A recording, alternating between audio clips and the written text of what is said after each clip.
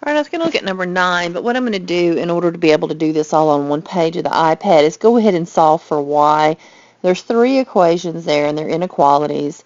And the first one is solve for y. That's nice. The second one's not solve for y. If we solved it for y, we would have moved the 2x to the other side, so it would have been negative 2x plus 6. And then we would have divided everything by a negative 3, which would flip the sign. So now it's going to be pointing that direction.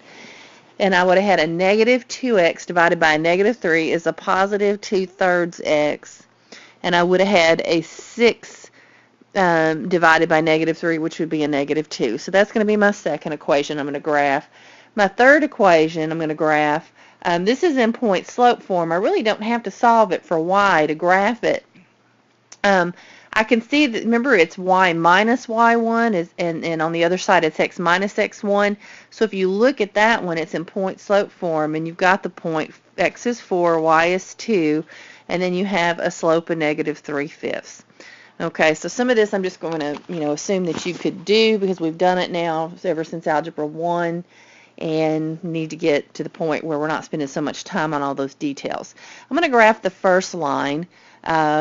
And green, and on our first line our y-intercept is negative 4, so that's going to be here, and my slope is 3, so that's 3 over 1, rise 3, run 1, rise 3, run 1. Okay, now if you look at this inequality sign, there's no equal sign under it, so we're going to make a trying to make a dotted line. Again, I can't use a ruler, so I just have to do the best I can on the iPad. And if I want y's greater than the line, or that would be y's above the line, or I could put in a point like 0, 0. If I plugged in 0, 0, it's clearly above the line, if you want to look at it that way. And 3 times 0 is 0, minus 4 is negative 4. 0 greater than negative 4 is true, so if I look at it, I'm shading on this side of the line. You can kind of not plug the test point in if you want to, if you see that the y is above the line. 3x minus 4 would be over here. And again, I did not make a solid line, because if I make a solid line, that's only for when there is an equal sign under the equation, meaning points on the line are also solutions. Okay, so that's the first line. The second line I'll do in blue. It has a y-intercept of negative 2.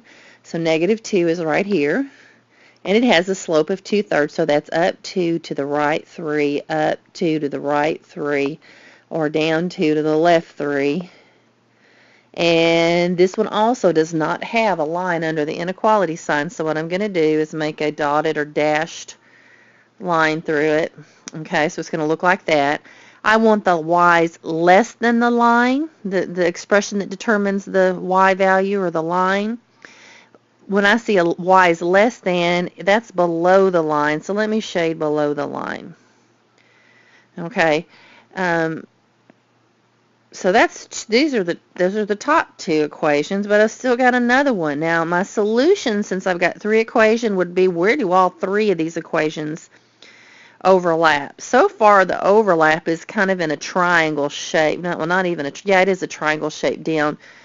Starting in the left corner if you look, but I haven't got all the lines on there, so it's not, we can't really determine that that's the solution set yet.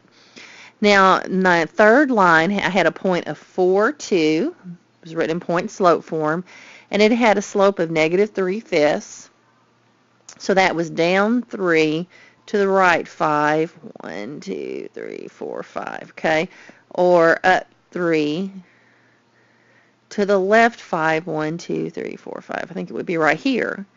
Now on that line, if you look at it, the inequality sign was like that. It was a y minus 2 is less than or equal to negative 3/5 x minus 4. So if there was a line under it, that means that this red line is going to be a solid line, and you make it go all the way off the graph, because you never know where your solutions are going to be. So some of you who have only been putting a little bitty piece of your line on your graph, you're going to get this counted wrong if you don't start filling up your graph. You've got to do that. There's no choice here. You can't see where the solution sets are if you don't fill up your graph. All you get is a messy mess in your paper that can't tell you anything. Now I want the y's that are less than or equal to, the equal to part, I mean I drew a solid line, y's less than this line. Again, I could pick a test point like 0, 0 and plug it in. If I didn't see that, I'm going to shade below because it's less than or equal to the line, so that would be below the line. Less than would mean below. If you put the test point in, you would see that 0, 0 would work, so we would shade, since 0, 0 would work if I plugged it in. If you're looking at a test point, I'm going to shade where that 0, 0 is, which means basically below the line. And if you kind of start looking, you can kind of do a lot of time do this without having to put the test point in. When you, sometimes it's kind of hard if the line's kind of funky, but we haven't run into anything that looks like that so far. So here's my solutions here for the third line. Now my solution, this is a system of equations. There's 3 equations in it. Notice I didn't do this on the calculator. Actually, in class I can show you how to do it. I think I handed you out something that showed you how to do inequalities. There was a handout, and you can also look in your calculator resources to find, any document that you want on the calculator that I have. I've got it loaded there. Where do all 3 colors overlap?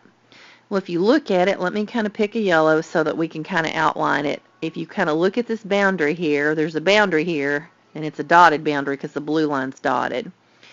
And then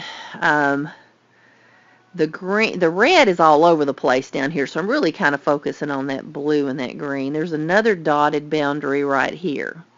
My solutions would be inside of that.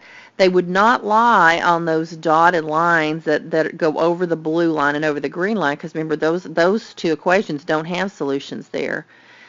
Those would be my boundary lines, but I wouldn't go to those lines to find points. I'd have to look for something inside those 2 dotted lines. So I'm going to kind of try to keep those dotted lines separate when I color in here. Here would be my solution set for number 9.